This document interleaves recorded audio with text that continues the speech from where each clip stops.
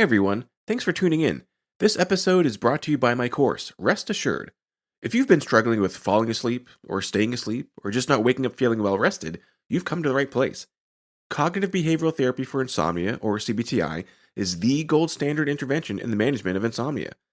Rest Assured is a digital course that walks you through CBTI, step by step, with everything you need to succeed. Each of the 6 weekly modules guides you through some important background information for the different techniques, explores the evidence-based techniques in detail, provides multiple examples of exercises so you can find the one that works for you, and reviews the work you've completed since the last module.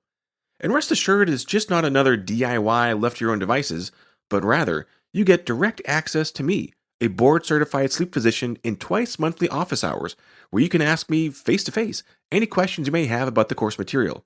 So check out www.wellrestedmd.com/RA to learn more. That's wellrestedmd.com/RA, or just head to the homepage and click on courses to learn more. Enjoy the episode.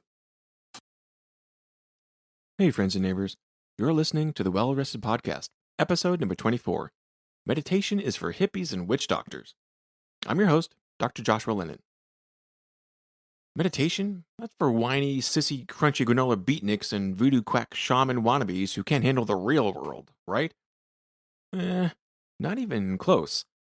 In today's episode, I'll be discussing not just how those judgments are wrong, but how and why meditation and mindfulness have gained such significant traction in the medical scientific community, and why it's such a good idea to engage in yourself. Anyone who knows me personally probably has a palpable sense of my irritation for all things quack and woo-woo. I am no granola beatnik shaman wannabe. I have a strong allergy to ridiculous pseudoscience nonsense. I am a skeptic, trained in the hard sciences and evidence-based medicine.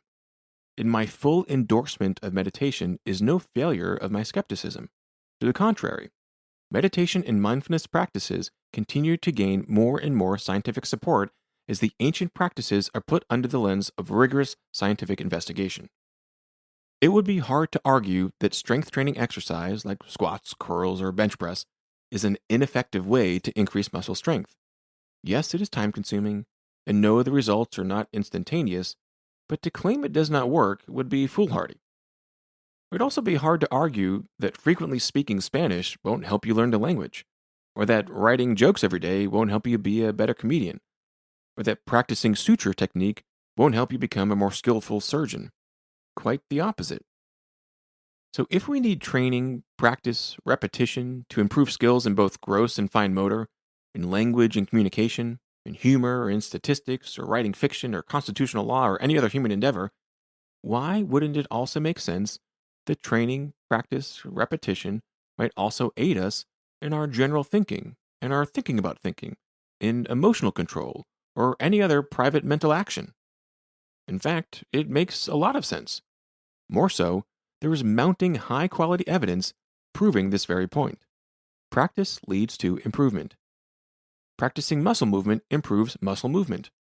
Practicing surgical technique improves a surgeon's skill. Practicing keeping attention improves attention. Practicing not being overwhelmed by strong emotions improves the chances of not being overwhelmed by strong emotions. But on the flip side, practicing being sedentary improves one's sedentariness.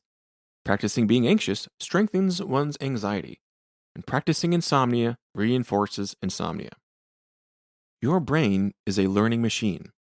A mental experience, whether that experience is pleasant or unpleasant, wanted or unwanted, physical, mystical, metaphysical, or any other purely mental phenomena, any experience that recurs will recur again more easily. The cost of admission of that experience in your brain, the literal chemical and electrical work required to have the experience, is lowered with each repetition, and your brain gets more efficient at experiencing the same thing. Synaptic connections between your brain cells grow or are modified, useless ones are cropped and discarded. That is the mechanism of learning. That is neuroplasticity. We basically don't get any new neurons after we're born. The reason why we're able to learn anything is not by creating more hardware capacity, but by adding, modifying, and deleting the connections between the hardware that we already have. You learn and get better at anything because your brain figures out that going from A to B to C is more costly in time and energy than just going from A directly to C. And then it'll add 10 more redundant highways between A and C to make that network connection even more foolproof. The more you travel that route, the cheaper it gets to do so, sometimes to the point that it's so cheap, it's free and automatic. The more the action is repeated, the more easily and readily it will be repeated in the future, often without any conscious effort at all. So if you repeatedly yell and curse whenever someone cuts you off in traffic, you will more easily fly off the handle when your kid refuses to eat her broccoli. If you frequently try to take a balanced view and find the silver lining, you will more easily experience post-traumatic growth after a setback. If you frequently look at modified, airbrushed, filtered Instagram standards of beauty, you will more easily feel inadequate when you peer into the mirror. If you frequently express gratitude, even when life hands you lemons, you will more easily enjoy the lemonade. And if you frequently experience mind wandering and other automatic thoughts when you're laying in bed desperate for sleep, you will more easily get more of the same. Meditation is just a name given to the exercise of intentional thinking. Far from the flower power hippie connotations, the most famous meditation is the book Meditations, written by Marcus Aurelius. He was one of the last great Roman emperors, revered as a philosopher both due to the nature of his rule, but especially because of this book, Meditations. The book was never intended for public consumption. Rather, like many meditations, it's a collection of his personal thoughts, written in a private journal as reminders to himself. It is actually written as a series of notes to himself, reminding himself of this or that, especially in regard to being mindful of the big picture, the view from above, to be intentional about getting out of his own head and taking a broader perspective when making decisions. Meditation, as studied in 20th and 21st century medical literature, frequently involves a structured mental exercise. Whether guided live in a class setting or by recorded audio format, the instructor walks us through, sometimes starting with body posture and positioning, a little relaxation, and then on to the intended object of meditation. When it comes to your sleep, there are really two big takeaways with meditation and mindfulness practices in general. The first involves the skill of attention. The second, the skill of unattached, dispassionate, non-judgmental awareness of mental activity and insights garnered from that awareness regarding the nature of the mind. In a typical mindfulness meditation exercise, you are asked to breathe and know your breathing, to focus on the physical felt experience of breathing wherever it is most salient, such as at the nostrils, the chest, or any movement in your belly. In one kind of meditation, the skill to cultivate is focused attention. So, when your mind naturally wanders off the felt experience of the breath, a totally normal, expected, and practically desired occurrence with meditation to be clear, mind wandering is not failing at meditating or doing it wrong. It's actually supposed to happen. So that once you become aware that your mind has wandered, that's the golden opportunity. That is the key. Because now you have the opportunity you've been waiting to exercise, waiting to repeat in practice. Once you recognize your mind has strayed from the boring experience of breathing, now you get to bring it back to the breath. That's it. That's the whole point. The point is not the breath. There's no deduction or meditation penalty for mind wandering. On the contrary, you get 10 gold star stickers every time you recognize the inevitable mind wandering and follow up by focusing your mind back on the breath. The stagehand lost sight of the lead character during the climax of the play, and instead let the spotlight dilly-dally this way and that, following one dust particle after another, until, voila, he realizes the mistake and points the spotlight back on the intended target. The skill to cultivate is precisely this action of recovering focus. What you abandoned, what you wandered into, and what you returned focus to, that does not matter. What matters is the ability to regain the focus. So whenever you need to concentrate on something, meeting a deadline for work, on a dull story told by a relative you pretend to like, or you're just trying to settle in to fall asleep at night, this skill of being able to maintain attention and concentration is mighty helpful. And the great thing about this kind of meditation practice is that it's content naive and easily generalizable, meaning that you are not honing the skill of realizing your breathing. The skill that you are cultivating of focused attention can be widely applied. Distraction from any object is inevitable, but avoiding sustained distraction by recognition and recovery, that is a skill one can learn and improve with practice. No matter what it is that distracted you, or what it is that the attention was distracted from. The second and perhaps more important skill that can be developed with other meditation practices involves letting go. That's right, meditation to just let it go. Can I get an amen, Queen Elsa? There is a practice known as open awareness, where you basically just ride the crazy train of your brain wherever it takes you.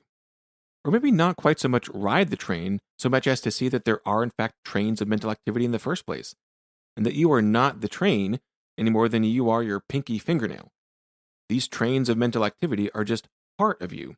They are not you. And some of these mental trains are interesting, some are not, some are fleeting, and some are relentless. Open awareness, by allowing whatever pops up to just pop up and be, without judgment or analysis of why, this openness reveals to us that mental phenomena is just that. It's mental phenomena. Your brain has thoughts, your body has sensations, your mind has moods and emotions. And a lot of this is automatic.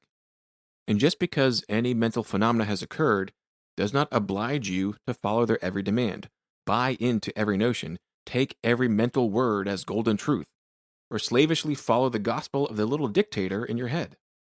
And as you practice seeing all these different trains of mental experience, thoughts, sensations, emotions, dart in and out of the train station of your mind, it becomes increasingly clear that you are not your thoughts. That often, thoughts just happen. Maybe they're true, maybe they're not. But open awareness allows you to gain some perspective, some separation from feeling fused with and 100% identify with every little thought as if it is gospel. Open awareness practice cultivates the skill that makes it easier for you to recognize that you are not your thoughts, that you don't need to judge yourself for bad thoughts or feel prideful about your good thoughts, or label yourself as an anxious person just because you experience anxiety. Open awareness cultivates the skill of seeing mental phenomena for what they are, without judgment, without clinging desire, and without aversion. Practicing open awareness is like realizing that your mind is more like Grand Central Station, and that you are no more the 7:15 to Newark than the 2:35 to Philly. Trains of thought, sensation, emotion, they will come and go all day long. That's just what happens at a train station. It does not mean that you have to jump on every train just because it is there. The mind is just the arena where these thoughts, sensations, and emotions take place. Just mental phenomena, not a command, not a requirement, not necessarily the truth or reality or really anything close to it. Just mental phenomena, coming and going because that's what happens in minds. So then, when you are settling in to try to get to sleep, and a series of seemingly unrelated, unimportant, foolish, critical, and unrelenting thought trains comes plowing into your mind's personal Grand Central Station, you have the practice skill to just say, "Welcome to the party," because you know from experience that they will just come and go. Thoughts and sensations and emotions will bubble up into awareness and then fall away out of awareness, and you don't have to grasp onto each and every one just because it made an appearance. Meditation is not some woo-woo magical thinking taking you on a fool's errand. It is simply the mental gym. If you come and work out, your skill will improve. And just as practicing with the barbell easily translates to the strength to carry a heavy box, or running in place on a treadmill easily translates to getting less winded when you take the stairs, the skills training, practice, and repetition of meditation in the mental gym is also content naive and widely applicable to everyday living, such as your sleep. And just like going to the gym once or twice doesn't make you a shoo-in for the Mr. Universe competition, meditation, just like any other skill, requires time and practice to get better and better. But improving the process of your thinking, reducing the judgments of yourself for some automatic thought you had, improving your recognition of emotions before they move you to an action that you would not prefer, the gradual process of becoming a better you is the ultimate worthy endeavor. So when your head hits the pillow, you can be more skilled at focusing on the calm, relaxing sensation of your body on the sheets and the feeling of unwinding. And when the inevitable distracting thought or itch or emotion bubbles up, you can wave a friendly hello and just let it be without having to be engulfed by it. Because meditation is not for hippies and witch doctors. Meditation is for anyone with a thinking mind. And decades of research are proving that millennia-old meditation exercise is just as effective for strengthening your thinking mind as gym exercises are for moving bodies. Created a little freebie for you, so if you head over to wellrestedmd.com/day, you can get a free cheat sheet to a day in the life of the well-rested. including some specific best practices to get that good snooze. That's wellrestedmd.com/DAY.